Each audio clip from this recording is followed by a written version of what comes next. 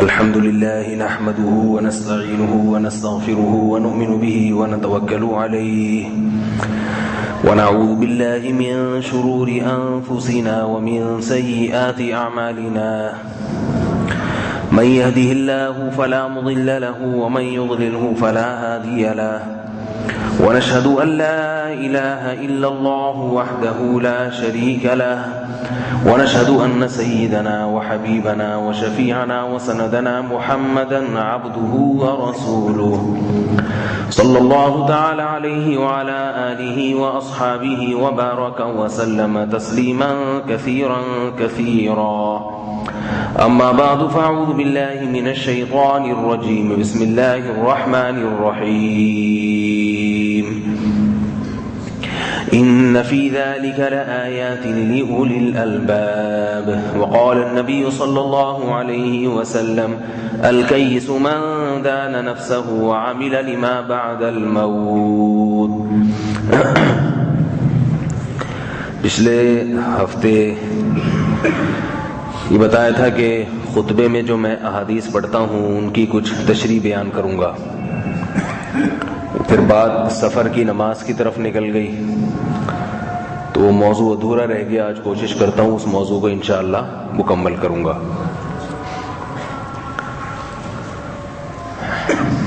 یہ بیان چل رہا تھا کہ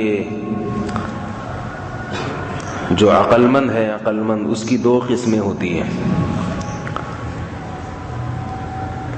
ایک تو وہ عقل جو بادام کھانے سے آتی ہے، یعنی دماغی کمزوری کی وجہ سے بھی انسان تھوڑا سا بہک جاتا ہے، اور ایک بے عقل اسے بھی کہتے ہیں، پاگل اسے بھی کہتے ہیں، جو دماغ میں تو کوئی کمزوری نہ ہو مگر کام کیسے کرے، وہ پاگلوں جیسے کام وہ کرے جو پاگلوں کے کام ہیں. یہ والا جو پاگل ہے، یہ والا جو بیوقوف ہے، تو قرآن میں جب کسی کو بیوقوف اور احمق کہا جاتا ہے تو اس سے دوسری قسم مراد ہوتی ہے، پہلی والی قسم مراد نہیں ہوتی. ہم بھی جب عرف میں کسی کو پاگل کہتے ہیں تو مقصد یہ نہیں ہوتا کہ تمہارا دماغ کمزور ہے، بلکہ مقصد کیا ہوتا ہے کہ تم عقل مند ہو کے بھی کام کیسے کرتے ہو، پاگلوں جیسے. اس کو پاگل کہتے کیوں ہیں؟ اس لیے کہ یہ اس کے پاس عقل تو ہے مگر یہ عقل کا استعمال نہیں کرتا. سوال پیدا ہے، آپ کے پاس جو بھی چیز ہے وہ اسی لیے ہے نا کہ استعمال کریں آپ اس کو. آپ کے پاس گاڑی ہے اور آپ اس کو استعمال نہ کریں، آپ کے پاس بائک ہے آپ اس کو ضرورت کے وقت استعمال نہ کریں، تو پاگل کہلائیں گے کہ نہیں کہلائیں گے؟ اب ایک عجیب بات ہے، گاڑی کا استعمال زیادہ ضروری ہے یا عقل کا استعمال؟ بولو بھائی. آپ کے پاس ہاتھ موجود ہے، ضرورت کے وقت آپ ہاتھ ہی استعمال نہیں کرتے. کھانا کھانے کے لیے ہاتھ استعمال کرتا ہے، روٹی سے لقمہ بنا کے منہ میں ڈالا آپ نے، آپ ہاتھ استعمال نہیں کرتے، آپ بیٹھے ہوئے بت بن کے. کوئی میرے منہ میں لقمہ ڈال دے گا تو میں کھاؤں گا ورنہ نہیں کھاؤں گا. تو پاگل کہلائیں گے کہ نہیں کہلائیں گے؟ کہیں گے بہت بڑا پاگل ہے. تو ہاتھ کا استعمال، آپ کے پاس گاڑی ہے، گاڑی استعمال نہیں کر رہے آپ تو بھی پاگل کہلائیں گے. اچھا دو پاگل ہوں، ایک ہے گھر میں اس کے بائک کھڑی ہوئی ہے، موٹر سائیکل ہے، ضرورت پڑتی ہے وہ بائک استعمال نہیں کرتا، یہ بڑا پاگل ہے؟ یا جس کے پاس اپنا ہاتھ ہے وہ استعمال کرنے کا وقت آتا ہے وہ اپنا ہاتھ ہی استعمال نہیں کرتا؟ تو دونوں میں سے کون سا پاگل بڑا ہے؟ جو ہاتھ ہی استعمال نہیں کرتا. اس لیے کہ بائک تو آپ کے علاوہ کوئی چیز ہے نا، ہاتھ، پاؤں، آنکھیں، ناک، دل، دماغ، جگر، یہ تو زندگی گزارنے کے لیے ضروری ہیں. یہ تو اللہ نے آپ کے ساتھ لگا دیے تاکہ غریب سے غریب آدمی بھی ان کو بغیر پیسوں کے استعمال کر سکے. موٹر سائیکل کی، گاڑی کی، بائک کی اتنی ضرورت نہیں ہے معاشرے کو کہ وہ ہر ایک کے پاس ہونا ضروری ہے، تبھی اللہ نے ہر ایک کو دی بھی نہیں یہ چیزیں. ہاتھ تو ہر ایک کے پاس ہوتے ہیں، اللہ یہ کہ کوئی بیچارے ہزاروں میں کوئی ایک معذور پیدا ہو. آنکھیں تو ہر ایک کے پاس ہوتی ہیں، دل، دماغ، جگر تو ہر ایک کے پاس ہے.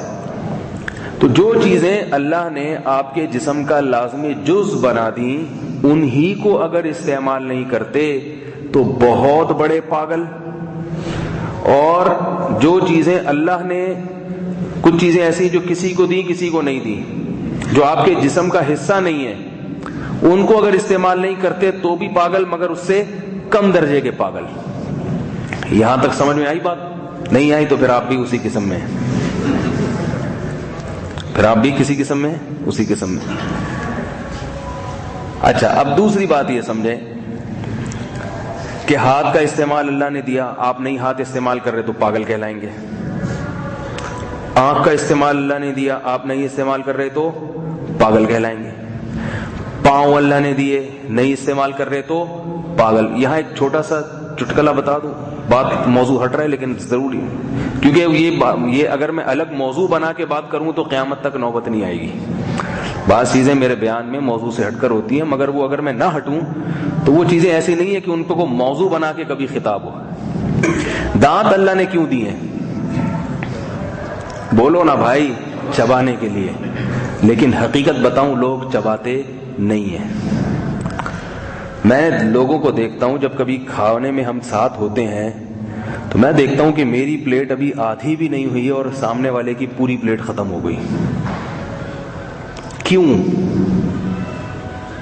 اس لیے کہ وہ چبانے کے لیے دانت استعمال نہیں کرتا.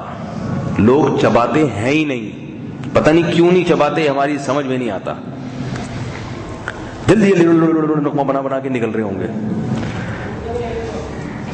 تو بھائی آپ تھوڑی دیر کے لیے سوچ لو کہ کیا یہ کھانا بھاگ جائے گا اگر میں نے تھوڑا لیٹ ختم کر لیا ہے؟ بھائی بولے نا بھائی, ختم ہو جائے گا؟ نہیں ہوتا ختم. میں نے دیکھا دعوتوں میں کھانا ختم ہونے کی نوبت بہت ہی کم آتی ہے.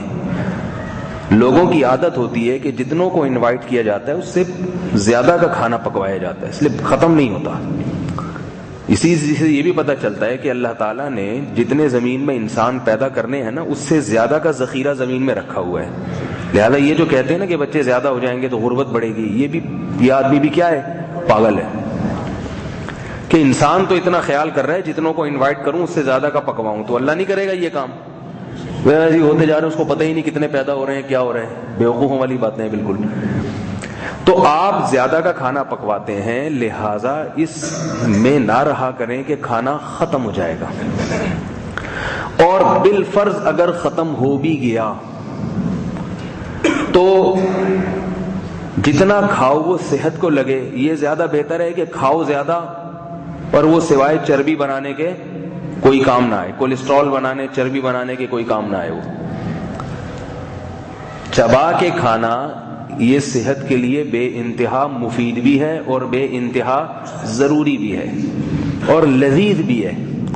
دیکھو جب ہم لقمہ منہ میں رکھتے ہیں تو جب تک وہ منہ میں گھومتا ہے تو اس کا مزہ آتا ہے, نگل لیا تو اس کا مزہ ختم.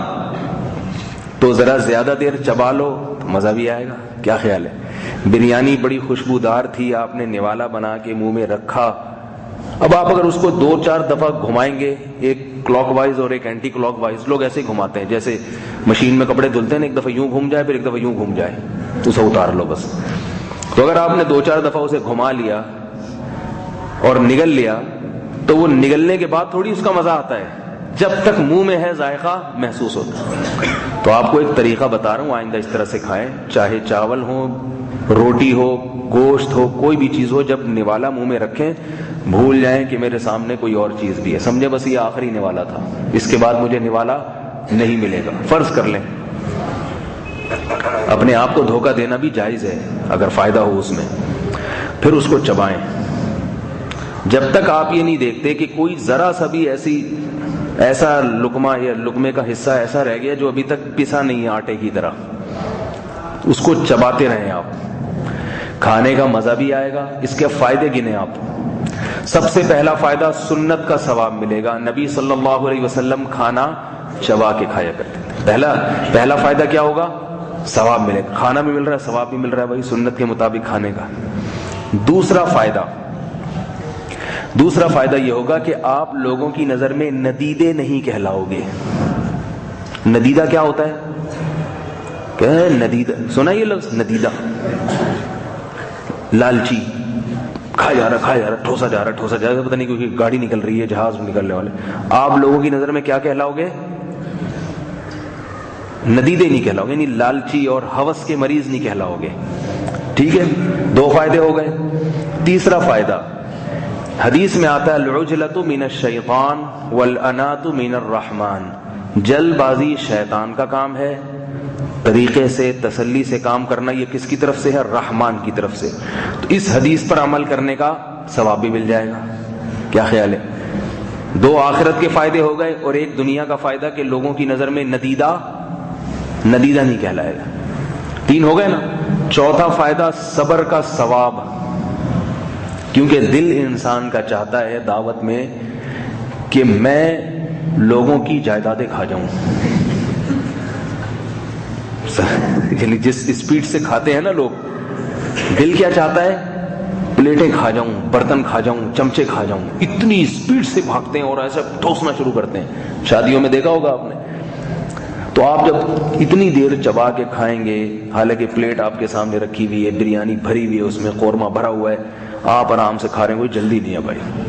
تو اس پہ نفس کے خلاف مجاہدہ بھی ہوتا ہے نا. یہ تو جب مجاہدہ ہوگا تو صبر کرنا پڑے گا. اور صبر کس کے لیے کر رہے ہیں؟ اللہ کے لیے کر رہے ہیں. تو اللہ نے صحت بنانے کا بھی حکم دیا اور نبی کی سنت بھی پوری ہو رہی ہے. تو یہ صبر کا کیا ملے گا؟ ثواب ملے گا. 4 فائدے ہو گئے کہ نہیں ہو گئے؟ 5واں فائدہ صبر کرنے کی طاقت پیدا ہوگی. انسان جب کسی کام پہ صبر کرتا ہے تو اس میں صبر کا مادہ بڑھتا ہے، لہذا وہ طاقت دوسرے مواقع پہ بھی استعمال کر سکتا ہے انسان. اور باتوں میں بھی تو صبر کرنے کی توفیق ملے گی نا پھر. یعنی نفس کے خلاف جب آپ نے کنٹرول کرنا سیکھ لیا تو یہ کنٹرولنگ پاور جو آپ میں بڑھے گی اور مواقع پہ بھی کام آئے گی. تو کتنے فائدے ہو گئے؟ 5. ٹھیک ہے. 6واں فائدہ اس کا کیا ہوگا کہ تھوڑا کھانے سے آپ کا پیٹ بھر جائے گا. تھوڑا کھانے سے آپ کا پیٹ بھر جائے گا. پھر ثواب نبی صلی اللہ علیہ وسلم نے فرمایا مومن 1 آنت بھر کے کھاتا ہے اور کافر 7 آنتیں کھاتا ہے. تھوڑا کھانا مستقل سنت ہے نبی کی. جب آپ خوب چبا کے کھاتے ہیں تھوڑا کھانے سے پیٹ بھر جاتا ہے. کیوں بھر جاتا ہے؟ اس کی ایک لاجک ہے. میں پھر یہ نمبر ختم ہو جائے پھر بتاؤں گا اس کی لاجک کیا ہے. کم کھانے میں کیا ہو جائے گا؟ آپ کا پیٹ، بولو بھائی، بھر جائے. تو کم کھانا بھی تو سنت ہے نا نبی کی. نبی صلی اللہ علیہ وسلم نے فرمایا میدے کے 3 حصے کرو، 1 حصہ پانی کے لیے، 1 ہوا کے لیے اور 1 کھانے کے لیے. اور ہم فل کھاتے ہیں، اتنا کھاتے ہیں کہ سانس لینے کے لیے جگہ، پھیپڑوں کو پھولنے کے لیے جگہ ہی نہیں ملتی. وہ تو W11 کے کنڈکٹر کو دیکھ کے ہمارے پھیپڑے اتنے طاقتور ہو گئے ہیں. وہ کہتے ہیں جب W11 کا کنڈکٹر بس جتنی بھری ہوئی ہو جگہ بنا لیتا ہے تو ہمارا پھیپڑا بھی کہیں نہ کہیں سے جگہ بنا ہی لیتا ہے. تو ہم لوگ اس ماحول کے عادی ہو گئے ہیں، ورنہ گوروں کے پھیپڑے شاید یہ برداشت نہ کر سکیں. تو 6واں فائدہ کیا ہوا؟ کم کھانے کی سنت، جو خود نبی کی ایک سنت ہے، وہ پوری ہو جائے گی. 7واں فائدہ کم زیادہ کھانے کے جو نقصانات ہیں ان نقصانات سے بچ جائیں گے آپ. یہ جتنی بیماریاں آج معاشرے میں پھیل رہی ہیں 99% وہ ہیں جو زیادہ کھانے سے پیدا ہو رہی ہیں. زیادہ تر بیماریاں کس سے پیدا ہو رہی ہیں؟ آپ کم کھا کے دیکھو آپ کتنے چست رہو گے، صحت مند رہو گے. اور کھا بھی کیا رہے ہیں اللہ معاف فرمائے، تو خوب بھر بھر کے کھا رہے ہیں، اوپر سے پوریاں کھا رہے ہیں، پکوڑے کھا رہے ہیں. کل میں ایک جگہ دیکھا، یعنی میرے ساتھ ہی بیٹھے ہوئے تھے 2-4 آدمی، 6-7 سموسے کھا گئے. سموسہ میدے کا بنا ہوا سموسہ ہے، پھر اس میں تیل میں تلے ہوئے آلو، اور ان کی عمر بھی میرا خیال ہے 50 تک تو ہوگی. میں کہہ رہا تھا یہ اپنی قبر اپنے ہاتھوں سے کھود رہے ہیں. آپ دیکھیں نا ہم لوگوں کی عمریں کتنی کم ہو گئی ہیں. 50-55 کے بعد یا تو گردے خراب ہو گئے، شوگر ہو گئی، بلڈ پریشر ہو گیا، دل کی بیماریاں، مثانے کا کینسر، پتہ نہیں کیا کیا پھیل رہا ہے. اتنی چھوٹی سے عمریں تھوڑی ہوتی تھیں. ہم نے بچپن میں دیکھا نانے دادے 90 سال 95 سال سب ابھی پتہ نہیں کیا ہو گیا. تو سموسے کھاؤ گے اتنی مقدار میں وہ بھی.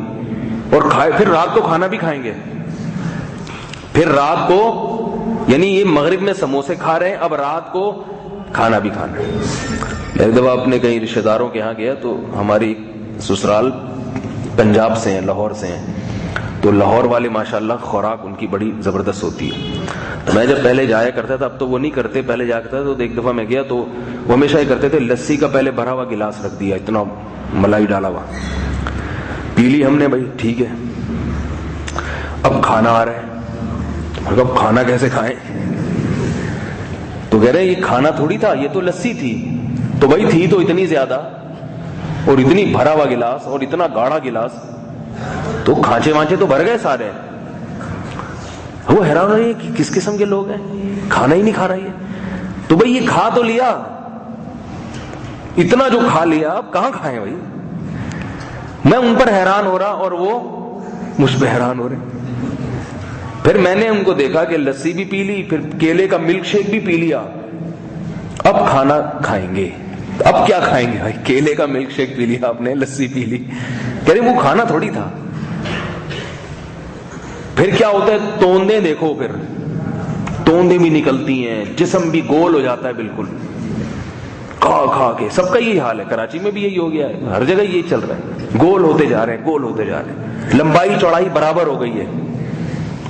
اب کچھ وقت کے بعد جب آرمی میں سلیکشن کے لیے اناؤنسمنٹ ہوا کرے گی نا, ابھی تک تو آرمی میں یہ ہوتا ہے نا قد اتنے فٹ, تو اس کے بعد آئے گا کہ قد چوڑائی سے کم ہو, لمبائی چوڑائی سے کم ہو. تو اتنے چوڑے چوڑے لوگ ملیں گے کہ بس وہ یہ کہیں گے بھائی لمبائی جو ہے وہ چوڑائی سے زیادہ ہونی چاہیے, چوڑائی جو ہے وہ لمبائی سے کم ہو. ورنہ بعض ایسے لوگ بھی جن کی چوڑائی لمبائی سے زیادہ ہوتی ہے, حالانکہ چوڑائی تو لمبائی زیادہ ہو نہیں سکتی, لیکن ہمارے یہاں ایسا بھی ہوتا ہے. تو 7واں فائدہ کیا ہوا, جو زیادہ کھانے کے نقصانات ہیں وہ کیا ہو جائیں گے, اس سے بچ جاؤ گے آپ. دیکھو ایک چھوٹی سی میں آپ کو بات بتاؤں, بیماریاں آتی کیوں ہیں. گاڑی جو ہے نا, گاڑی آپ نے دیکھا ہوگا ہر 2-4 مہینے بعد ٹیوننگ کروانی پڑتی ہے اس کی. موٹر سائیکل کی بھی ٹیوننگ کروانی, وہ ہوتا ہے کیا, اس میں کچرا آ جاتا ہے نا, کچرا کاربن آ جاتا ہے. ہم جو کھاتے ہیں, جو توانائی ہماری یوٹیلائز ہوتی ہے وہ تو ہماری باڈی کو ٹھا کر کے لگ جاتی ہے. جو یوٹیلائز نہیں ہو رہی تو وہ پھر باڈی کو لگتی نہیں ہے, بلکہ وہ دائیں بائیں خراب کرتی ہے باڈی کو, وہ نزلہ بھی پیدا کرے گی. آپ کم کھاؤ آپ کو نزلہ نہیں ہوگا الا ماشاءاللہ, آپ کم کھاؤ آپ کو 10 قسم کی بیماریوں سے آپ کی جان چھوٹ جائے گی. حتیٰ کہ آپ بد پرہیزی بھی اگر کرو لیکن کم کرو تو بھی آپ کو بیماری نہیں ہوگی. یعنی وہ چیز بھی اگر آپ کھا لو جو آپ کی باڈی کے موافق نہیں ہے, لیکن اگر کم کھاؤ تو بھی نقصان انشاءاللہ نہیں ہوگا. اور ہم جو خوراک کھاتے ہیں, آپ کسی میڈیکل سائنس کے ڈاکٹر سے پوچھ کے دیکھ لیں کہ ہمیں 24 گھنٹے میں کتنی کیلوریز کی ضرورت ہوتی ہے, وہ بتائے گا بس اتنی. وہ 2-4 کھجوروں سے مل جاتی ہے ہمیں. نہیں یار میرا خیال ہے بات, جو ہمیں گلوکوز چاہیے نا, زیادہ فساد تو یہ گلوکوز میں چاہتا ہے نا. میٹھی چیزیں, چاول کھا رہے ہیں, گندم میں بھی ہے, اور جتنی ہم چیزیں کھاتے ہیں جو دن بھر کی خوراک ہے وہ تو زیادہ تر گلوکوز والی چیزیں, کاربوہائیڈریٹ, وہ تو ہمیں بہت تھوڑا چاہیے جو باڈی کو رن کرنے کے لیے. ہم کھاتے ہیں بھر بھر کے, اور جب تک کاربوہائیڈریٹ نہیں ملتا تسلی بھی نہیں ہوتی باڈی کو. تو وہ ساری چیزیں ہم کون سی کھا رہے ہیں, کاربوہائیڈریٹ والی, اور بھر کے کھا رہے ہیں. تو ہماری باڈی کو اتنی انرجی نہیں چاہیے جتنی ہم اس کو انرجی دے رہے ہیں. آپ کو یقین ہے, دیکھو رمضان میں دیکھیں آپ, افطاری کے وقت آپ 2-4 کھجوریں کھاتے ہیں تو سیدھے کھڑے ہو جاتے ہیں کہ نہیں ہو جاتے. مغرب کے وقت ہم بالکل ڈھیلے ڈھالے سے ہو رہے ہوتے ہیں, ایسی بالکل ہمارے اندر گلوکوز ختم ہو چکا ہوتا ہے. لیکن ادھر 2 نوالے 2 پکوڑے کیا گئے پیٹ کے اندر فٹ فاٹ, مغرب میں کیسے اچھلتے ناچتے کودتے آ رہے ہوتے ہیں, اور ہے کوئی سامنے آئے کوئی. تو 2 نوالے جا کے کیا ہے بھائی, اتنی ضرورت ہے, اللہ نے بتا دی بھائی یہ 2 نوالے ہی کافی تھے تمہارے لیے. اب جب مغرب کے بعد جا کے کھاؤ گے, وہ کیا ہے, گریوی ہے. وہ کیا ہے, وہ گریوی ہے. تو اور اگر پیٹ بھر کے تسلی سے کھانا ہی ہے تو پھر 2 ٹائم کھائیں, 2 ٹائم سے زیادہ نہ کھائیں. 11 صحابہ کرام کا جو کھانا ہوا کرتا تھا وہ ناشتہ نہیں تھا. اس میں ناشتہ انگریز کی بدعت ہے. ناشتے کا آج سے 50-60 سال پہلے یا 100 سال پہلے پوری اسلامی دنیا میں کوئی تصور نہیں ملتا.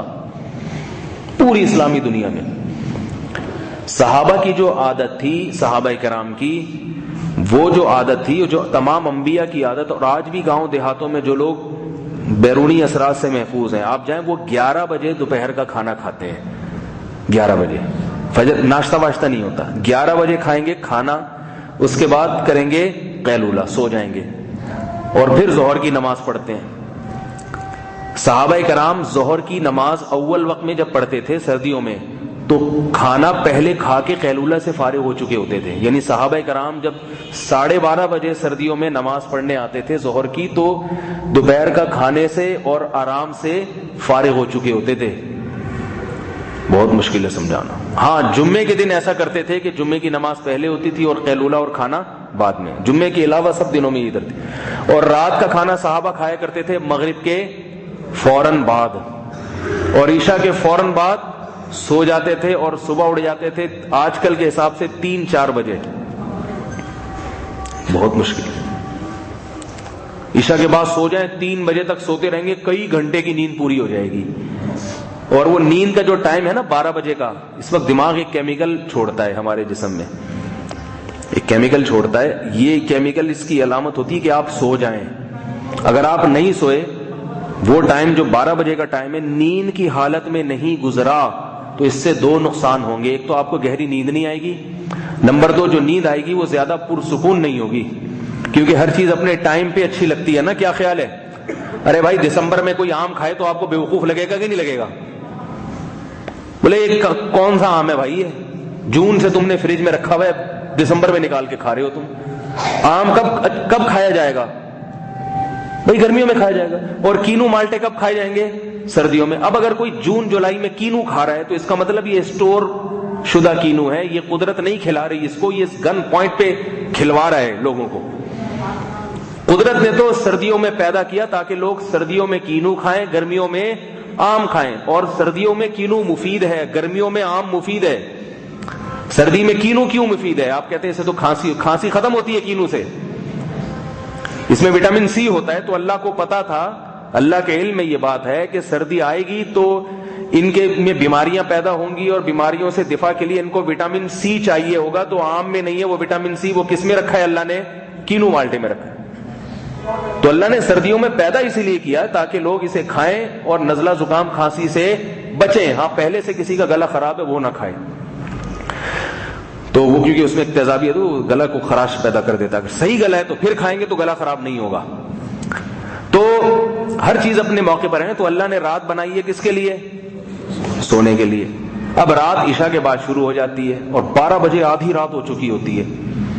تو اب قدرت کیا چاہتی ہے؟ اس نے اسی حساب سے باڈی کو ہمارے بنایا ہے کہ بھئی 12 جب بجے تو آپ گہری نیند میں ہونے چاہیے، آپ نہیں ہوتے. تو سارا سیٹ اپ کیا ہو جاتا ہے، کئی گھنٹے سو کے بھی ایسے رہتے ہیں جیسے سوئے نہیں ہم. کبھی بیان سننے میں بھی سو رہے ہیں، گاڑی چلاتے ہوئے سو رہے ہیں، جہاں بیٹھو سو جاتے ہیں. واش روم میں تو ہر آدمی سوتا ہے جا کے، بجاتے رہو دروازہ، بھائی باہر نکل یار، باہر نکل بھائی، وہ سو رہے بیٹھ کے. تو ہر چیز نا اپنے موقع کی ہوتی ہے. تو خیر یہ کہیں اور چلا جائے گا بیان، میں جلدی سے واپس لا رہا ہوں. تو 7واں فائدہ میں بیان کر رہا تھا کہ اگر خوب چبا کے کھائیں گے تو کم کھانے میں پیٹ بھر جائے گا. بھرتا نہیں ہے، ایسا محسوس ہوتا ہے کہ بھر گیا ہے، کیونکہ بھر گیا تو پھر تو وہی نقصان ہو گیا نا. بھرتا نہیں ہے لیکن محسوس کیا ہوتا ہے؟ بھر گیا ہے. طبیعت سیر ہو گئی ہے.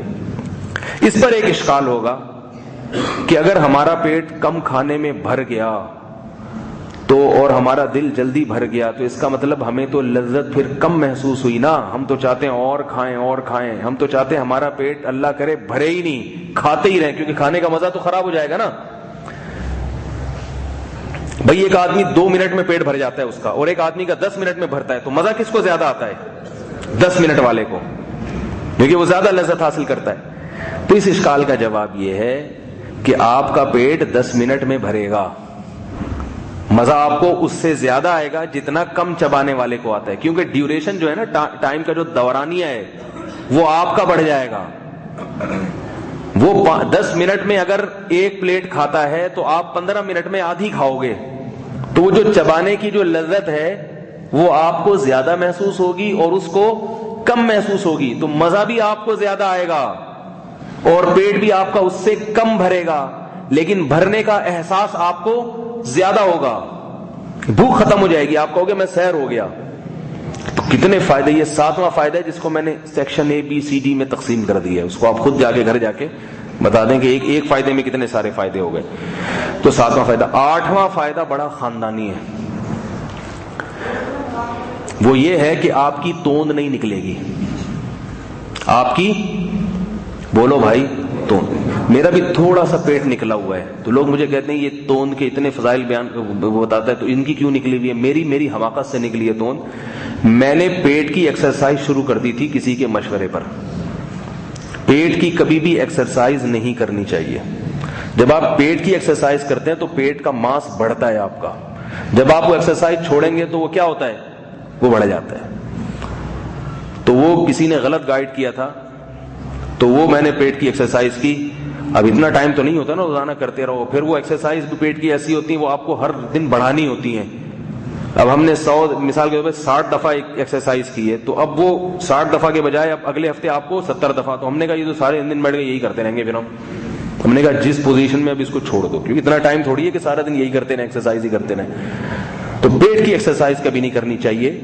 پیٹ کم کرنے کے لیے سب سے بہتری چیز ہے کھانے پہ کنٹرول، سمجھ رہے ہو؟ اور جاگنگ واگنگ کر لو، لیکن کھانے پہ کنٹرول سے زیادہ کوئی چیز مفید نہیں ہے۔ تو جب آپ خوب چبا کے کھائیں گے تو سب سے بڑا فائدہ کیا ہوگا؟ آپ کی توند نہیں نکلے گی، آپ یہ تجربہ کر کے دیکھ لیں۔ اور 9واں فائدہ یہ ہوگا کہ آپ کا وہ کھانا اتنی جلدی ہضم ہوگا کہ آپ کو جلدی بھوک لگ جائے گی، اور اس بھوک کا نقصان نہیں ہوگا آپ کو، یعنی وہ کھانا جزو بدن بنے گا، اور جزو بدن بننے سے کیا فائدہ ہوگا؟ اس کھانے سے آپ کو مکمل انرجی حاصل ہوگی، وہ چربی میں نہیں تبدیل ہوگا۔ 9 فائدے ہو گئے، 10 بھی ہو سکتے ہیں اگر تھوڑا سا سوچ لیں، لیکن اتنا ٹائم نہیں ہے ابھی، اور بھی بہت سارے فائدے ہو سکتے ہیں۔ تو اس سے کیا پتہ چلتا ہے ہمیں کیا کرنا چاہیے؟ بولو بھائی، خوب اچھی طرح چبا کے۔ اب اس میں بعض لوگ کہتے ہیں 35 دفعہ دباؤ، 34 دفعہ چباؤ۔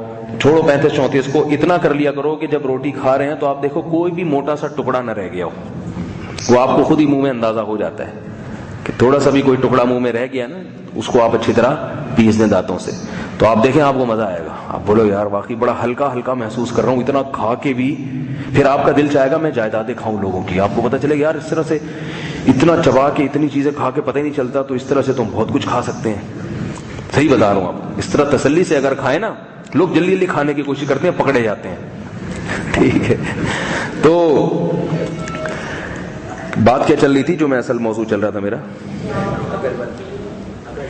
ہاں، میں یہ عرض کر رہا تھا کہ اللہ نے ہمیں جو بھی چیزیں دی ہیں وہ کیوں دی ہیں؟ استعمال کرنے کے لیے۔ تو دانت کیوں دیے اللہ نے؟ چبانے کے لیے۔ اب اچھا، جس چیز کا بھی آپ غلط استعمال کریں گے، دی کسی اور کام کے لیے تھی اور آپ اس کو کسی اور جگہ استعمال کر رہے ہو، تو یہ بھی غلط ہے۔ پیٹرول اللہ نے کیوں پیدا کیا؟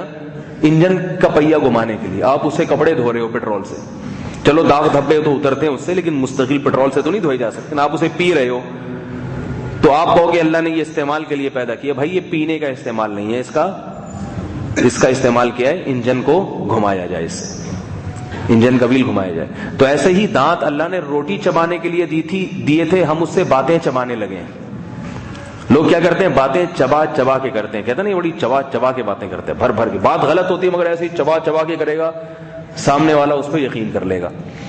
تو اب مجھے ایک بات بتاؤ کہ جو دانت کو صحیح جگہ استعمال نہیں کر رہا، جب وہ پاگل ہے، جس کے گھر میں گاڑی کھڑی بھی ہے مگر وہ گاڑی کو استعمال کی جگہ پہ استعمال نہیں کر رہا، جب وہ پاگل ہے، تو جس کو اللہ نے دماغ میں عقل دی اور وہ عقل کا استعمال نہیں کر رہا، تو اس سے بڑا کوئی پاگل ہو سکتا ہے؟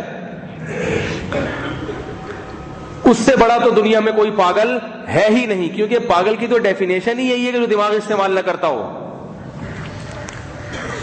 اس لیے قرآن جس کو پاگل کہتا ہے وہ پاگل نہیں ہے جس میں دماغی کمزوری ہو، وہ تو بادام کھانے سے صحیح ہو سکتی ہے، الٹا کھڑا ہوا کرے خالی پیٹ تو اس سے خون دماغ کی طرف آتا ہے، تو دماغ کی کمزوری سے ختم ہوتی ہے۔ ایکسرسائز بھی ہیں اور بادام بھی ہیں، وقت پہ نیند بھی ہے، ساری چیزیں ہیں۔ لیکن اللہ جن لوگوں کو قرآن میں احمق اور بے وقوف کہتے ہیں، لا یعقلون کہتے ہیں، یہ وہ لوگ ہیں جن کے دماغ میں، جن کو اللہ نے دماغ دیا، عقل دی، مگر یہ اس عقل کا استعمال نہیں کرتے۔ اب سوال پیدا ہوتا ہے کیوں نہیں کرتے؟ ہر چیز کی کوئی ریزن ہوتی ہے نا۔ اگر آپ کو اللہ نے ہاتھ دیا ہے، آپ اس سے چیزیں نہیں پکڑ رہے، آپ اس سے روٹی نہیں کھا رہے، اگر آپ اس کی کوئی معقول وجہ بیان کرتے ہیں، بھائی میرے ہاتھ میں درد ہے، میرے ہاتھ میں تکلیف ہے، یا میرے ہاتھ ناپاک ہیں، گندے ہیں، میں روٹی پہ نہیں لگا سکتا، بھائی ٹھیک ہے، یہ تو معقول عذر ہے۔ لیکن اگر آپ کہیں کہ مجھے سستی ہو رہی ہے اس سے، کون اٹھے گا؟ جیسے وہ ہمارے حضرت ایک واقعہ سنایا کرتے تھے، دو سست آدمی لیٹے ہوئے تھے، ٹھیک ہے، دو سست آدمی لیٹے ہوئے تھے، تو ایک سست کے اوپر سے بیر آ کے گرا، درخت کے نیچے لیٹے ہوئے تھے، بیر آ کے گرا اس کے سینے پہ، تو یہ سست دوسرے سست سے کہتا ہے یار یہ بیر اٹھا کے میرے منہ میں ڈال دے گا، ذرا یہ بیر اٹھا کے میرے منہ میں ڈال دے، تیری بڑی نوازش ہوگی یار۔ سستی اتنی کہ خود منہ میں نہیں ڈال رہا وہ بیر، دوسرا ڈال ہی نہیں رہا۔ اتنے میں ایک آدمی گزرا گھوڑے پہ، اس نے اس کو آواز دی بیر والے نے کہ یار ذرا رکنا، وہ رکا، بھائی اترنا ذرا نیچے، اترا، وہ کیا کام ہے؟ کہہ رہے یار یہ بیر اٹھا کے میرے منہ میں ڈال دو۔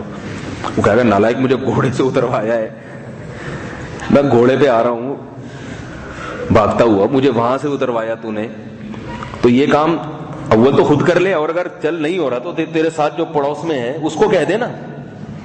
تو یہ کہتا ہے یار میں نے اس کو 3 دفعہ 10 دفعہ بولا ہے لیکن یہ میرے منہ میں بیر ڈال ہی نہیں رہا۔ اس نے پوچھا کیوں نہیں ڈال رہا بھائی؟ اس نے کہا جب مجھے کام پڑا تھا تو اس نے میری مدد کی تھی کیا؟ تجھے کیا کام؟ کہہ رہے میں آیا تھا کتا میرے منہ پہ پیشاب کر رہا ہے، میں اس کو کہہ رہا ہوں ہٹا دے، یہ کہ نہیں ہٹا رہا تھا اس کو میں اس سے کہہ رہا ہوں ہٹا دے، اس کو ہٹا دے، اور یہ نہیں ہٹا رہا۔ اب آج اس کو کام پڑا، ہم بھی نہیں کرے گا، جاؤ۔ اس نے کہا بھائی تم دونوں بہت ہی پرلے درجے کے نیستی ہو، ٹھیک ہے نا، مجھے جانے دو یہاں سے۔ تو سستی ہے، کاہلی ہے، یہ بھی حماقت ہے۔ لیکن جو ہم دماغ جو استعمال نہیں کرتے، پتہ ہے کیوں استعمال نہیں کرتے؟ اگر ہم سستی کی وجہ سے نہیں کر رہے ہوتے نا دماغ کا استعمال، تو دنیا کی چیزوں میں بھی پھر استعمال نہ کرتے۔ آج کا انسان اپنے دنیا کے معاملات میں ڈیڑھ ہوشیار ہے، ڈیڑھ ہوشیار۔ ہمارے محلے میں ایک حقیقی پاگل رہا کرتا تھا، لوگ اس کا مذاق اڑاتے، تو اللہ اس کا انتقال ہو گیا، اللہ تعالیٰ اس کی مغفرت کرے، لوگوں نے بہت اس کے بیچارے کو ستایا۔ لیکن ہم جب دیکھتے کہ اپنا ٹھیا لگاتا اور چیزیں بیچتا تھا تو اس میں کوئی اس کے ساتھ 2 نمبری نہیں کر سکتا تھا، تو ہم کہتے تھے ویسے ہی یہ بڑا پاگل ہے، بنا پھرتا ہے، لیکن اس کو پتا ہے کس چیز کی قیمت کتنی ہے، جب آپ دیں گے تو اس نے کتنے پیسے واپس کرنے ہیں، کتنے لینے ہیں، یہ سب چیزیں اس کو پتا ہوتی ہیں۔ تو اگر ہم سستی کی وجہ سے دماغ کا استعمال نہیں کر رہے تو باقی چیزوں میں ہم اتنے ہوشیار کیوں ہوتے ہیں؟ ہر آدمی دوسرے کو بیوقوف بنانے کے چکر میں لگا ہوا ہے۔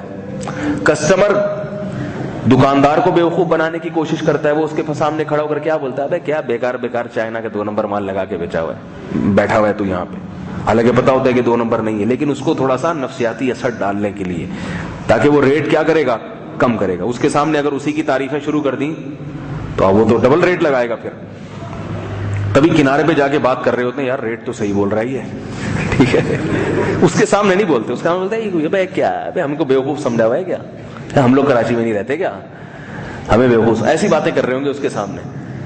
اور وہ کیا کہہ رہا ہوگا، وہ آپ نے جو ریٹ لگائے ہوں گے وہ الگ سے جا کے بولے گا یار بالکل صحیح ریٹ بول رہا ہے، لیکن یہ کہ کیسے کھیل رہے ہوتے ہیں نا ایک دوسرے سے، کہتے پہلے اس کو جانے دو، ہم یہ سوچ رہے ہوتے ہیں یہ ہمیں پیچھے سے آواز دے کے بلائے گا اور وہ سوچ رہا ہوتا ہے کہ یہ واپس مڑ کے آئے گا۔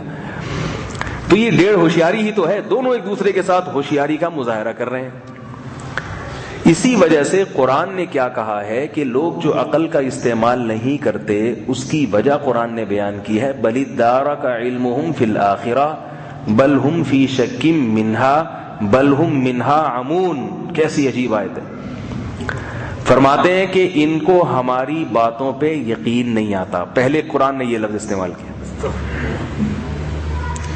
ان کو ہماری باتوں پہ یقین نہیں ہے، یہ سمجھتے ہیں کہ ہم نے جو ان سے کہا نماز پڑھو، داڑھی رکھو، عورت پردہ کرے، انشورنس کی ملازمت جوا ہے، سٹا ہے، چھوڑ دو، سودی بینک میں ملازمت حرام ہے، چھوڑ دو، سود لینا دینا اللہ سے اعلان جنگ ہے، چھوڑ دو، والدین کے سامنے بد کلامی کرنا بہت بڑا جرم ہے، چھوڑ دو، جس کو بوڑھے والدین ملے اور اس نے ان کی خدمت کر کے جنت نہ کمائی وہ بدبخت ہے، نامراد ہے، نبی کی بد دعا ہے اس کے لیے، ٹھیک ہے، جس کو رمضان کا مہینہ ملا اور اللہ سے مغفرت نہ کروائی وہ بدبخت ہے، بدقسمت ہے، اور زکوٰۃ نہیں دی تو یہی سونے چاندی کو پگھلا کے تمہاری پیشانیوں کو قیامت کے دن داغا جائے گا، اس سے قطع رحمی کرنے والا، خونی رشتوں کو توڑنے والا کبھی جنت میں نہیں جائے گا۔ رشتہ داری جوڑنا یہ نہیں ہے کہ جو تم سے جڑے تم اس سے جڑو، رشتہ داری جوڑنا یہ ہے کہ جو تم سے کٹے تم اس سے جڑو۔ وَيُطْعِمُونَ الطَّعَامَ عَلَىٰ حُبِّهِ مِسْكِينًا وَيَتِيمًا وَأَسِيرًا، ہمارے نیک بندے جنت کی لالچ میں غربا، مساکین، قیدیوں کو کھانا کھلاتے رہتے ہیں، کھلاتے رہتے ہیں، کھلاتے رہتے ہیں، ان کی جیب سے پیسے نکلتے رہتے ہیں۔ وَمِمَّا رَزَقْنَاهُمْ يُنْفِقُونَ، جو ہم نے ان کو مال دیا ہے اس میں آخرت کے عذاب سے اپنے آپ کو بچانے کے لیے مال خرچ کرتے رہتے ہیں۔ کنجوس آدمی جنت میں نہیں جا سکتا، کنجوس اور بخیل آدمی جہنم کے قریب ہے۔ جس عورت کا اس حال میں انتقال ہوا کہ اس کا شوہر اس سے خوش نہیں تھا وہ عورت جنت میں نہیں جا سکتی۔ تو یہ ساری وعیدیں ہم سنتے ہیں، مگر یہاں کہ ہماری عقل کیا ہو جاتی ہے، ایسے جیسے کچھ سنا ہی نہیں، عقل استعمال ہی نہیں کرتے۔ حالانکہ عقل کیا کہتی ہے کہ اگر آپ کو حکومت کوئی آرڈر دے تو آپ کے لیے اس کو مان لینے میں بہتر ہے یا مخالفت میں بہتری ہے؟ مان لینا بہتر ہے۔ ہاں بعض دفعہ لوگ نہیں مانتے، حکومت کی نگرانی نہیں ہوتی، لوگوں کو ڈر ہوتا ہے پتہ نہیں حکومت کو پتہ ہے کہ نہیں پتہ، رشوت دے دیں گے، جبکہ پتہ ہے اللہ کے بارے میں کہ اللہ سے بڑا حاکم کوئی نہیں ہے، اور اللہ کے کسی درباری کو، کسی فرشتے کو رشوت نہیں دی جا سکتی، ہو ہی نہیں سکتا، وہاں تو ہر چیز کو جانتا ہے وہ، اگر جانتا نہ ہوتا تو اتنی کائنات کو کیسے چلا رہا ہوتا، اس کو کیسے مینج کیا ہوا ہوتا اس نے۔ پھر اس نے 1,24,000 پیغمبروں کو بھیجا، ان کو یہ بتایا کہ آخرت ہے، مرنے کے بعد دوبارہ زندگی ہے۔ تو یہ 1,25,000 پیغمبر جن کی زندگیاں انتہائی پاکیزہ تھی، معاذ اللہ یہ سب جھوٹ بول رہے تھے کیا؟ پھر ان پیغمبروں کو معجزے بھی دیے اس نے، تاکہ وہ ثابت ہو جائے لوگوں کے سامنے کہ یہ سچے ہیں۔ پھر اس نے اپنی آخری کتاب نازل کی، اس کتاب کی پھر حفاظت کر کے دکھائی۔ 1400 سال پہلے کی کوئی ایک کتاب مجھے دکھا دو پوری دنیا میں جو آج محفوظ ہو۔ کوئی عمارتیں محفوظ نہیں ہوتی، ان پہ بڑے بڑے قوانین بنتے تو جا کے کچھ تھوڑی سی ڈمیاں ان کی محفوظ ہو جاتی ہیں۔ کوئی تحریر دکھا دو، کوئی کتاب دکھا دو تو 1400 سال پہلے نازل ہوئی ہو اور آج پوری دنیا میں اس طرح سے پڑھی جا رہی ہو۔ اللہ نے اپنے بندوں پر حجت تام کرنے کے لیے اپنی کتاب کی حفاظت کا وعدہ کر لیا۔ تو بہت ساری اس پہ کہنے کو بہت کچھ ہے۔ ان تمام چیزوں کا تقاضا کیا تھا؟ رب نے جس چیز کو حرام کہہ دیا چھوڑ دیں، جس چیز کو کہا کہ لازمی کرو تو ہم وہ کام کر لیں، لیکن یہاں کہ ہماری عقل کام کرنا چھوڑ دیتی ہے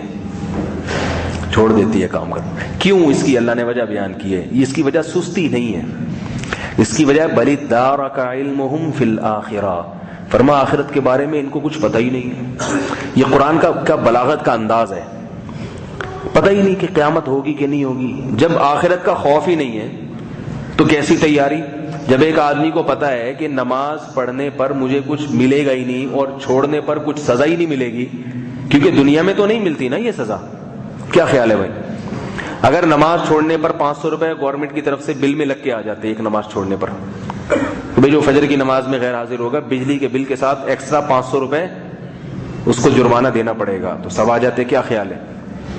100 روپے بھی بہت ہیں، 100 روپے بھی بہت ہیں، 1-2 دن نہیں آتے پھر آنا شروع ہو جاتے، ساری روٹین بن جاتی۔ میں آج فجر میں نہیں آیا، آپ کو پتا ہے میرا پیٹ بہت زیادہ خراب تھا، 4 دفعہ رات کو واش روم گیا ہوں میں، تو اس لیے میں بعض دفعہ فجر کی فضیلت پر بیان کر رہا ہوتا ہوں، اگلے دن خود شارٹ ہو جاتا ہوں۔ لوگ کہتے ہیں کہ کل 1 گھنٹے کا بیان کیا اور خود مارکیٹ سے شارٹ تھے، تو پیٹ جو ہے نا میرا 1-1.5 مہینے سے بہت زیادہ خراب چل رہا ہے، بہت زیادہ۔ اور پیٹ ایسی ڈھیٹ چیز ہے، ایک دفعہ جب خراب ہو جائے تو اس کو سیٹنگ پہ میں اینٹی بایوٹک کھاؤں تو ٹھیک ہو بھی جائے گا، لیکن میں اینٹی بایوٹک سے پرہیز کر رہا ہوں کہ خود ہی ٹھیک ہو اپنی ذمہ داری پہ۔ تو رات 4-5 دفعہ میں واش روم گیا ہوں، کیونکہ جب میں واش روم کے خلاف بیان کرتا ہوں، میں نے بھی بیان کیا نمازی اور نمازیوں کے واش روم لازم ملزوم ہے، تو مجھے واش روم اور زیادہ شروع ہے. اللہ نے کہا تو نے نمازیوں کا مذاق اڑایا نا. ابھی دیکھو تو اب فجر کی نماز پہ اگر گورنمنٹ رکھ دے 50 روپے 100 روپے یا جرمانہ رکھ دے، سب آئیں گے کہ نہیں آئیں گے؟ کیا خیال ہے بھائی؟ سب آئیں گے. تو سزا کا خوف نہیں ہے. اسلام میں نماز سے بڑھ کر کوئی چیز ہے ہی نہیں. نماز سے بڑھ کر اسلام میں کوئی چیز ہے ہی نہیں. لا حظ فی الاسلام لمن ترک الصلاۃ، جس نے نماز چھوڑ دی اس کا اسلام میں کوئی حصہ ہی نہیں ہے. پہلے زمانے میں ہم نے سنا ہے اپنے بعض بزرگوں سے کہ جو نماز نہیں پڑھتا تھا اس کے بارے میں یہ بحث ہوتی تھی کہ اس کو مسلمانوں کے قبرستان میں دفنانا جائز بھی ہے یا نہیں ہے. آج بھی سعودیہ کے بعض مفتیوں کا یہ فتویٰ ہے کہ بے نمازی کو مسلمانوں کے قبرستان میں دفن کرنا جائز نہیں ہے. اگرچہ ہمارا یہ فتویٰ نہیں، لیکن سعودیہ کے آج بھی بعض مفتی کہتے ہیں یہ. اس کا نکاح بھی جائز نہیں ہے کسی نمازی عورت سے. اتنا سخت فتویٰ دیتے ہیں وہ، ہم نہیں دیتے لیکن ان کا یہ فتویٰ ہے. تو اس لیے کہ بعض صحابہ سے یہ ملتا ہے قول. تو اتنی سخت وعیدیں ہیں نہیں پڑھتے. کیوں بھائی؟ ہو سکتا، اور جو پڑھ بھی رہے ہیں نا وہ ٹرائی کرنے کے لیے، اگر آخرت بالفرض نکل آئی اتفاق سے تو کچھ تو نمازیں ہونا، جمعہ شمعہ تو ہونا چاہیے بھائی، ایسا نہ ٹھکائی ہو جائے. تو ہلکا پھلکا. تو اس کو اللہ نے اگلے اسٹیپ میں بیان کیا، فرمایا بل ادارک علمہم فی الآخرہ، اصل میں آخرت کا ان بیچاروں کو علم ہی نہیں ہے. آگے قرآن نے کہا کہ بل ہم فی شک منہا، نہیں، اصل میں ان کو تردد ہے کہ پتہ نہیں ہوگی کہ نہیں ہوگی. ایسا نہیں کہ بالکل ہی کچھ پتہ ہی نہ ہو، پتہ تو بہت کچھ ہے. ہماری آیات ان پہ پڑھی جاتی ہیں، ان کو سنائی جاتی ہیں، تردد ہے، یقین نہیں ہے. آگے اللہ نے بتایا کہ نہیں، اصل بات کچھ اور ہے. یہ قرآن کی بلاغت ہے. جب بل کا لفظ آتا ہے تو پچھلے کلام کی نفی ہو رہی ہوتی ہے کہ میں نے پہلے جو کہا وہ صحیح نہیں تھا بلکہ یہ تھا. اب قرآن تو اپنی بات کی تردید نہیں کرے گا نا. مقصد یہ ہوتا ہے کہ اسٹیپ بائی اسٹیپ کسی کو آخری بات تک لانا. یہ کلام میں ایک بلاغت سمجھی جاتی ہے. جیسے ہم کسی کے سامنے کہتے ہیں یار اصل مجھے لگتا ہے کہ تمہارے پاس نا میرا قرضہ دینے کے لیے شاید پیسے ہیں ہی نہیں، تو ہم یعنی اس کو آخری بات تک لانے کے لیے یوں کہ پھر ہم کہتے ہیں کہ ایسا لگتا ہے کہ پیسے ہیں مگر تم یہ بھول گئے ہو کہ تم نے دینے بھی ہے کہ نہیں دینے. تو جب وہ اس اسٹیپ تک اس کا ذہن بنے گا، پھر آخر میں اس کا گریبان پکڑے بولیں گے نکال پیسے، تجھے سب پتا ہے کہ 1 لاکھ روپے لیے ہے بھائی، تو گھننا نہیں بن زیادہ، اور تجھے یہ یاد بھی ہے، ریٹرن تیرے پاس لکھا ہوا، میں نے خود ڈائری میں دیکھا ہے. تو اللہ یہی طرز اختیار کر رہے ہیں قرآن میں. فرمایا اصل پہلی بات تو یہ کہ ان کو بیچاروں کو پتہ ہی نہیں آخرت کیا ہوتی ہے.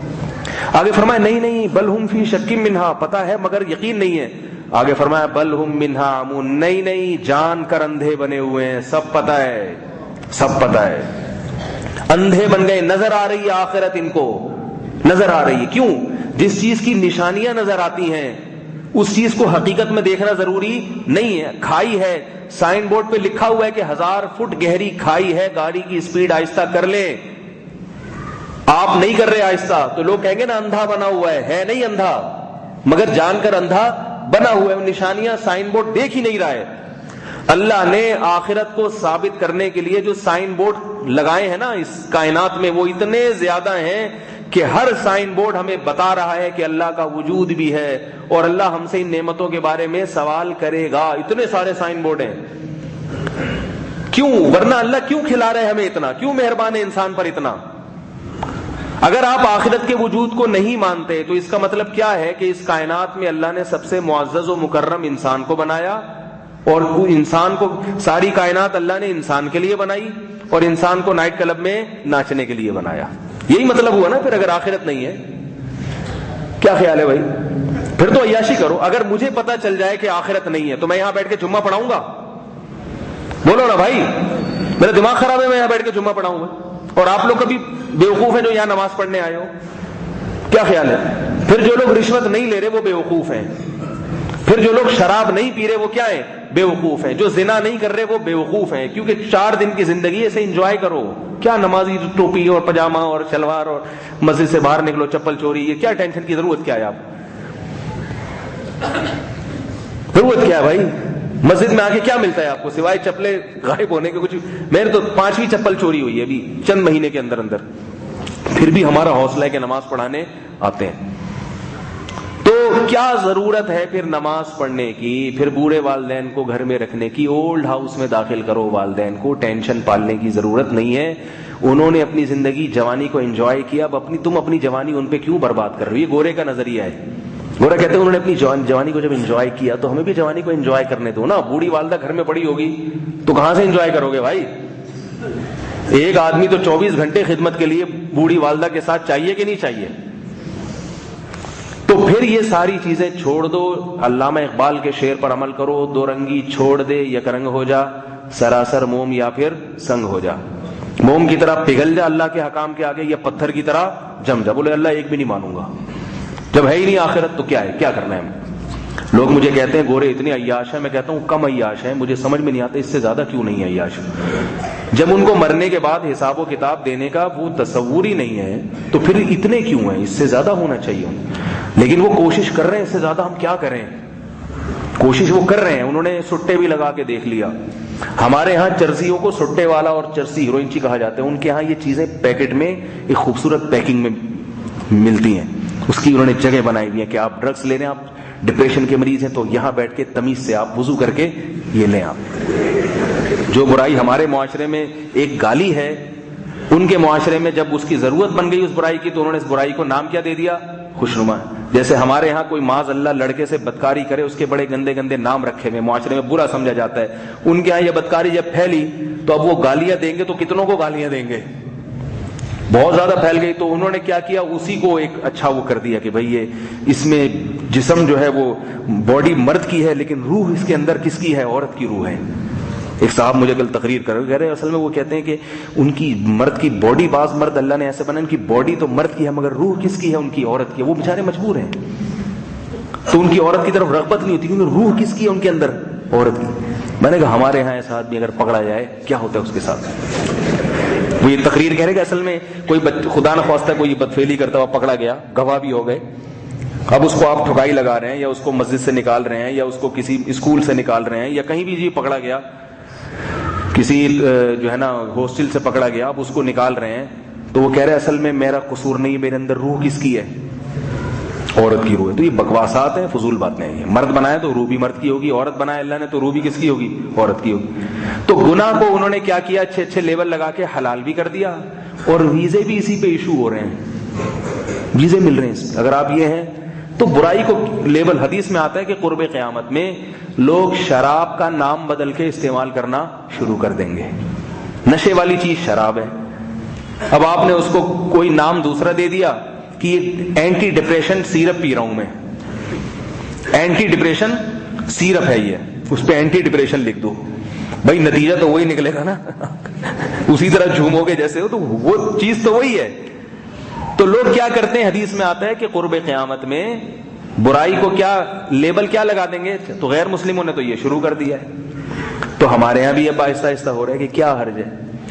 تو بلکہ چلے چھوڑیں، زیادہ بات لمبی ہو جائے گی، میں موضوع پھر رہ جاتا ہے میرا. تو میں یہ عرض کر رہا تھا کہ اگر آخرت کا تصور دماغ سے نکال دو تو پھر کیا ہے؟ پھر تو مزے اڑاؤ. تو اللہ نے فرمایا منہا عمون، جان کر اندھے بنے ہوئے ہیں. جب ہم کہتے ہیں نا جان کر اندھا بنا ہوا تو اس کا مطلب کیا ہوتا ہے؟ نظر آ رہی ہے مگر آنکھیں چرا رہا ہے، دیکھتا ہی نہیں ہے. تبھی آپ بعض لوگوں کے سامنے اگر قبرستان اور موت کا زیادہ تذکرہ کرنے کو بولے بھائی بس کرو یار کوئی اور بات کرو، کہتے ہیں کہ نہیں کہتے؟ کیوں بھائی کیوں اگر ڈر لگ رہا ہے یار؟ تو بھائی کیا مرنا نہیں ہے؟ ڈر کیوں لگ رہا ہے؟ اس لیے کہ آخرت کی تیاری نہیں ہے، تیاری نہیں ہے. ہمارے حضرت مفتی رشید احمد صاحب رحمہ اللہ تعالی بڑھاپے میں موت کا تذکرہ کر کے جتنا خوش ہوتے تھے ہم نے کبھی نہیں دیکھا کسی اور چیز پہ اتنا خوش ہوتے ہوں. ایسے اشعار پڑھتے تھے جب موت کا تذکرہ آتا تھا، ایسے اشعار پڑھتے تھے، ایسا لگتا تھا چہرے پہ خون آ گیا ہے، ایسے اشعار پڑھتے تھے کہ اب اللہ سے ملاقات ہوگی، اب نبی صلی اللہ علیہ وسلم سے ملاقات ہونے والی ہے. اس پر کسی کو یہ اشکال ہوگا کہ حدیث میں تو آتا ہے کہ ایمان امید اور خوف کے درمیان میں ہے. بھائی اتنا مطمئن نہیں ہونا چاہیے کسی کو کہ بس ابھی اللہ کے نبی سے ہو سکتا ہے کوئی ایسی گناہ میں پکڑے جائیں کہ ملاقات نہ ہو، تو خوف بھی تو ہونا چاہیے. تو یہ عام حالات میں ہے. لیکن جب انسان پر بڑھاپا ہو اور اعمال بھی اچھے ہوں اس کے، تو پھر علماء نے کہا کہ اس کو امید کو غالب کر دینا چاہیے، کیونکہ انسان کے بڑھاپے میں اعصاب بھی کمزور ہو جاتے ہیں، وہ خوف برداشت نہیں کر پاتا. ان بزرگوں میں خوف بھی اتنا ہوتا ہے کہ اگر یہ خوف کا غلبہ کریں تو یہ پھر کوئی کام نہیں کر سکتے. تو یہ بڑھاپے کے لیے ہے کہ جب آپ نے جوانی اچھی گزار دی, برائیوں سے بچ کے گزار دی, اور بڑھاپے میں بھی نیکی کی طرف جا رہے ہیں, تو پھر شریعت کیا کہتی ہے؟ اللہ سے کیا گمان رکھو؟ اچھے گمان. جوانی میں ایسا نہیں تھا. ہمارے حضرت جوانی میں بھی بہت متقی تھے, مگر جوانی میں خوف بھی غالب رکھتے تھے اور امید بھی, دونوں چیزیں ساتھ ساتھ. بڑھاپے میں امید کو غالب کرتے تھے اور بتاتے تھے کہ میں اس لیے امید غالب کرتا ہوں. تو جب موت کا تذکرہ آتا تو چہرہ کیا ہو جاتا؟ خوشی سے سرخ. اور اپنے والد کا بھی قصہ سنایا کرتے تھے کہ موت کے وقت وہ اشعار پڑھتے ہوئے دنیا سے گئے ہیں, خوشی کے اشعار. جیسے کسی عاشق کی کسی معشوق سے ملاقات ہونے والی ہوتی ہے اور وہ کیسے مزے سے اشعار پڑھ رہا ہوتا ہے, تو ویسے ان کے والد صاحب اشعار پڑھتے ہوئے دنیا سے گئے ہیں. کیسی پیاری موت. تو آپ کسی کے سامنے قبر کی بات کرو گے, یار کوئی فلم کی بات لگاؤ, یار فلم کرو, تو بھائی ڈرتا ہے, قبرستان سے ڈرتا ہے, موت سے ڈرتا ہے. تو پھر کیا کرتے ہیں؟ اس سے سوچتے ہی نہیں اس بارے میں کہ مرنا بھی ہے. تو آپ کے سوچنے سے کیا موت بھاگ جائے گی؟ یعنی آپ کے نہ سوچنے سے. بلی اگر کبوتر کو دیکھ کے آنکھیں بند کر لے, کبوتر اگر بلی کو دیکھ کے آنکھیں بند کر لے تو کیا بلی بھاگ جاتی ہے یا وہ حملہ نہیں کرتی؟ تو اللہ فرماتے ہیں جان کر آخرت سے کیا بن گئے ہیں؟ اندھے. سوچو ہی نہیں اس بارے میں. پنجابی میں ایک مشل مشہور ہے, سچی پیا تو بندہ گیا, کہتے ہیں نا, سچی پیا تو بندہ گیا. سوچنے لگو گے تو بندہ گیا. وہ خرید لو بھائی. یہ عام طور پہ دکاندار کسٹمر کو کہتے ہیں زیادہ سوچو نہیں, خرید لو, ورنہ سوچتے ہی رہو گے قیامت تک. لیکن جب خود کہیں شاپنگ کرنے جاتا ہے نا تو 1 گھنٹہ سوچتا ہے کہ میں نے لینی بھی ہے کہ نہیں لینی ہے. تو یہاں بھی موت کے بارے میں اور آخرت کے بارے میں جو اللہ نے قرآن میں دلائل دی ہیں, علماء کے درس ہیں, وہ سنے آدمی, جس میں اللہ نے بتایا کہ قیامت قائم ہوگی, یہ مردوں میں اللہ جان ڈالے گا. تمہاری سمجھ میں نہیں آتا تو ہم بتاتے ہیں. جس اللہ نے پانی کے قطرے سے ہڈیاں بنا دی, آنکھ بنا دی, پلکیں بنا دی, پانی کے قطرے سے ایسا دماغ بنا دیا, دل بنا کے فٹ کر دیا اپنی جگہ پہ, اسے چلا دیا, تو وہ تمہیں ریورس کیوں نہیں کر سکتا؟ منہا خلقناکم, اسی مٹی سے ہم نے ہی بنایا ہے نا, خود سے تھوڑی بنے ہو. وفیہا نعیدکم, پھر اسی میں مٹی, ہم نے تمہیں مٹی بنا دیا. کوئی کہہ سکتا ہے یہ کیپٹن صاحب, یہ میجر صاحب, یہ ڈاکٹر صاحب مٹی ہوں گے؟ وہ تو ہم دیکھ رہے ہیں نا مٹی ہوتے ہوئے, اس لیے مان لیتے ہیں. ورنہ اگر کسی نے قبر نہ دیکھی ہوتی, موت نہ دیکھی ہوتی, تو کوئی یہ کہہ ہی نہیں سکتا تھا کہ یہ جو غفار بھائی ہیں, یہ کلیم بھائی ہیں, یہ ستار بھائی ہیں, یہ بریگیڈیئر صاحب ہیں, یہ ڈاکٹر صاحب ہیں, یہ سائنسدان صاحب ہیں, یہ کسی دن مٹی ہوں گے. کوئی بھی نہیں کہہ سکتا تھا. اللہ فرماتے ہیں اسی مٹی سے بنایا. وفیہا نعیدکم, یہ دوبارہ مٹی کر دیا. 2 چیزیں دکھا دی ہیں, ایک ہمارے کہنے سے مان جاؤ, دکھائی نہیں ہے. وہ کیا ہے؟ وَمِنْهَا نُخْرِجُكُمْ تَارَةً أُخْرَىٰ, اسی مٹی کو ریورس گیئر لگا دیں گے ہم, ریورس گیئر لگا کے دوبارہ انسان بنا کے کھڑا کر دیں گے. یہ ہم نے دکھایا نہیں ہے تاکہ کچھ لوگ ایمان لائیں اور کچھ انکار کریں. ایمان لانے والوں کو میں نوازوں اور انکار کرنے والوں کو میں عذاب دوں, کیونکہ انہوں نے اتنی نشانیاں دیکھ کر میری آیات پر یقین کیوں نہیں کیا. تو اللہ نے آخر میں کیا فرمایا؟ بل ہم منہا عمون, یہ جان بوجھ کر اندھے بنے ہوئے ہیں. تبھی اب جو خطبے کی جو حدیث ہے نا, جس کی میں تشریح کر رہا تھا, وہ حدیث کی تشریح کی تمہید تھی ساری. حدیث کے الفاظ کیا ہے؟ الکیس من دانا نفسہ وعمل لما بعد الموت, عقل مند وہ ہے جو اپنے آپ کو پہچان لے میں کیوں آیا دنیا میں, اور موت کے بعد کی تیاری شروع کر دے. اللہ کے نبی کی نظر میں سب سے بڑا عقل مند کون ہے؟ یہ ہے. باقی سارے کیا ہیں؟ پاگل ہیں. اب کوئی عورت پردہ کرتی ہے, لوگ کیا کہتے ہیں اس کو؟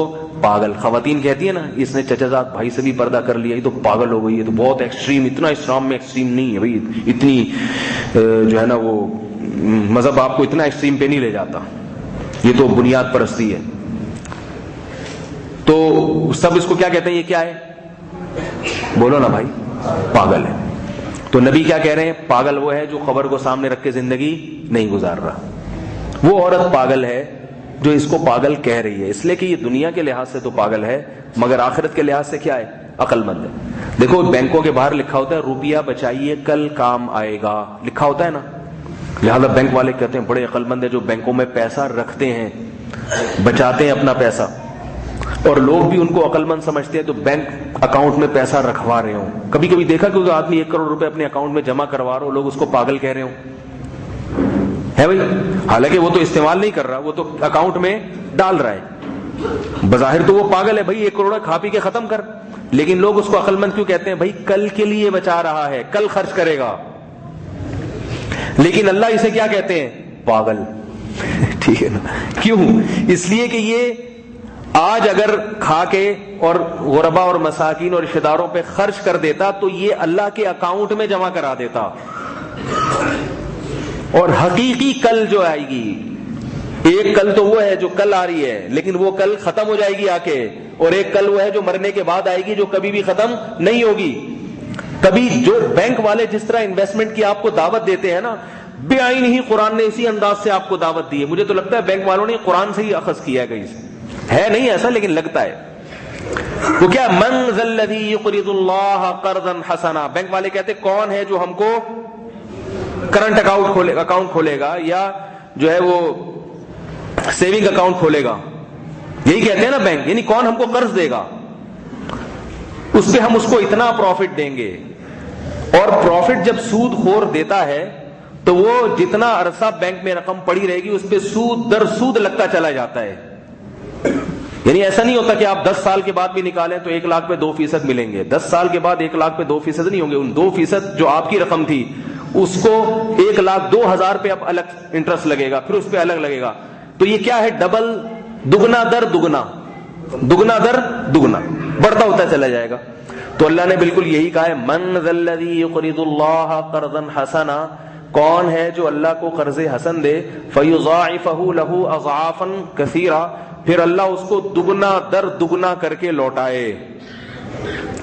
اللہ نے بھی بینک کھولے ہوئے اپنے، لیکن اللہ کے بینک کا سسٹم بڑا زبردست ہے. آپ کو عام بینک میں جب اکاؤنٹ کھولنا پڑتا ہے، آپ جائیں، آپ کا پہلے میڈیکل ٹیسٹ رہ گیا، اب تھوڑے دنوں میں وہ بھی شروع ہو جائے گا. اتنا آپ کی انکوائری ہوتی ہے، کہیں طالبان تو نہیں ہے یہ. میں گیا تو مجھے پتہ نہیں کیا سمجھ رہے تھے، بم تو نہیں ہے پگڑی کے نیچے، اس نے بم تو نہیں رکھا ہوا. اتنی مشکل سے اکاؤنٹ، وہ پوری انکوائری کی، کہاں سے سرچ کیا، ہاں بھائی نہیں بھائی ٹھیک ہے بھائی کلین آدمی ہے، پھر اکاؤنٹ کھولا جا کے. اتنی مصیبت لگی ہے. کوئی پگڑی والا چلا جائے تو پتہ نہیں کیا ہو جاتا ہے اس کے ساتھ. تو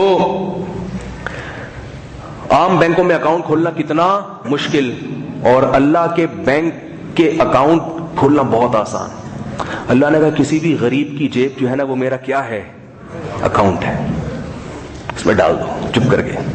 کسی بھی غریب کی، کوئی رکشے والا غریب ملا آپ کو، ٹیکسی والا غریب ملا آپ کو، اپنے رشتہ داروں میں کوئی غریب نہ بھی ہو، مالدار کو بھی خرچ کر سکتے ہیں آپ اللہ کی رضا کے لیے. ضروری نہیں کوئی غریب ہی ہو، زکوٰۃ کے لیے غریب ہونا ضروری ہے، فطرانے کے لیے. ویسے آپ کسی مالدار کو بھی دے سکتے ہیں اللہ کی رضا کے لیے، تاکہ اس کے دل میں محبت پیدا ہو، دین کی طرف آ جائے، اس پہ دعوت کر دینا، اس کو کھلا دینا یا اس کی ضرورت پوری کر دینا، یا محبت پیدا کرنے کے لیے کسی کو ہدیہ دے دینا، دوستوں کو، یاروں کو، یہ بھی اس میں داخل ہے. تو کتنا آسان ہو گیا اللہ کے بینک میں اکاؤنٹ کھولنا. کیا خیال ہے بھائی؟ اور اللہ فرماتے ہیں کہ اتنا نہیں دوں گا جتنا تمہیں بینک دے رہے ہیں، یہ تو 2% دیتے ہیں، کئی گنا بڑھا کے دوں گا، کئی گنا بڑھا کے دوں گا. اور بعض لوگ ایسے ہوں گے جن کا صدقہ جاریہ بنا دوں گا، ہوتا ہی رہے گا جب تک وہ چیز باقی رہے گی، ان کے اکاؤنٹ میں پیسے جمع ہوتے رہیں گے. کسی نے مسجد بنا دی، مدرسہ بنا دیا، کنواں کھود دیا لوگوں کے فائدے کے لیے، جب تک لوگ پانی پیتے رہیں گے ثواب. حتیٰ کہ نبی صلی اللہ علیہ وسلم نے فرمایا کسی نے درخت لگایا تو درخت سے جب تک پرندے بھی کھاتے رہیں گے اس کو قبر میں ثواب ملتا رہے گا، ملتا رہے گا. اللہ بخیل نہیں ہے. ابھی اللہ نے اپنی اصل رحمت تھوڑی دکھائی ہے ہمیں. یہ تو دنیا میں جیسے ہوتا ہے نا، لوگ کمپنی کی مشہوری کے لیے کچھ ساشے دیتے ہیں، نیڈو کے کچھ ساشے آ رہے ہیں، کچھ پتی کے ساشے آ رہے ہیں، یہ تو ساشے ہیں. اصل تو اللہ نے کہاں رکھا ہوا ہے؟ آخرت میں. تو ہونا تو یہ چاہیے تھا ہم لوگ بینکوں سے رقمیں نکال کے خرچ کریں، اتنی رکھیں جتنی ہمیں خدا نہ خواستہ یہ ڈر ہو کہ بھئی ایسا نہ ہو کہ بھکاری نہ بن جائیں. اتنی رقم استعمال کرنا جائز نہیں ہے کہ کل آپ دوسروں سے مانگنا شروع کر دیں، یہ جائز نہیں ہے. باقی ہمیں کہاں انویسٹ کرنی چاہیے؟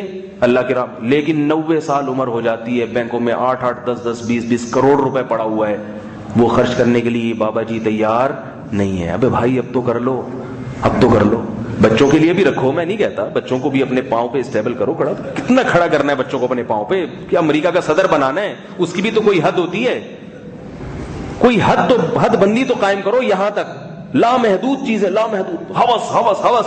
مر جاؤ گے وہاں خالی ہاتھ، کچھ بھی نہیں ہے، 2-4 چمنیاں ٹھنیاں پڑی ہوئی ہوں گی قبر میں، جو وہ وائپر سے صاف کرنے والے کو 5 روپے پکڑا دیتے ہیں۔ پھر عذاب بھی ایسے ہی دفع ہوگا، دور ہوگا۔ 5 روپے میں کیا ہو سکتا ہے؟ گٹکا نہیں آتا 5 روپے میں، فرشتے بھاگیں گے قبر سے 5 روپے میں بھائی 100 کوڑے لگانے تھے تو 99.9 لگا دیں گے، آخری والا تھوڑا آہستہ لگا دیں گے، تو تھوڑا سا کچھ تو کرے اللہ کی راہ میں بھائی۔ تو عقل مند کون ہے؟ نبی صلی اللہ علیہ وسلم نے فرمایا جو آخرت کو سامنے رکھ کے زندگی گزارے۔ یہ تعریف یاد رہے گی۔ اللہ تعالیٰ مجھے بھی ایسے عقل مند لوگوں کی فہرست میں شامل فرمائے اور آپ لوگوں کو بھی۔ اور عقل مند کی اپوزٹ کیا ہوتی ہے؟ پاگل۔ تو پاگل کون ہے؟ جو آخرت کو سامنے رکھے بغیر زندگی گزارے، جیسے فرعون نے گزاری، حامان نے گزاری، قارون نے گزاری۔ آج بعض حکمران یہی سوچ کے زندگی گزار رہے ہیں کہ مرنا ورنا ہم نے ہے نہیں، تو دیکھنے میں بڑے عقل مند لگتے ہیں۔ بعض ماشاءاللہ 5 سال کامیاب حکومت کر کے چلے گئے، اللہ کرے وہ توبہ کر کے عقل مندوں کی فہرست میں آ جائیں، لیکن اگر توبہ نہیں کی تو دنیا تو کہے گی بڑا ہوشیار ہے، 5 سال حکومت کی، اور لیکن جتنا پیسہ لوگوں کا کھایا اگر وہ واپس نہیں کیا تو یہ عقل مندی نہیں ہے، یہ پرلے درجے کی بے وقوفی ہے۔ قیامت میں یہ سب کچھ جو بھی حکمران ہو ناجائز طریقے سے لوگوں کا مال غصب کر رہے ہیں، یہ حکمران نہ بھی ہوں، بھائی ہے جو بہن کی وراثت ہڑپ کر کے بیٹھا ہوا ہے، بہت سے لوگ نہیں دیتے بہنوں کو وراثت، بیوی کا مہر کھا کے بیٹھ گیا، اس کا پورا حق نہیں دے رہا ہے، تو کر لو آپ کی مرضی ہے، لیکن یہ سارے وہاں کیا ہوں گے؟ نکل جائے گا۔ اللہ تعالی ہم سب کو اس دن کے آنے سے پہلے عقل مندوں کی فہرست میں داخل فرما دے۔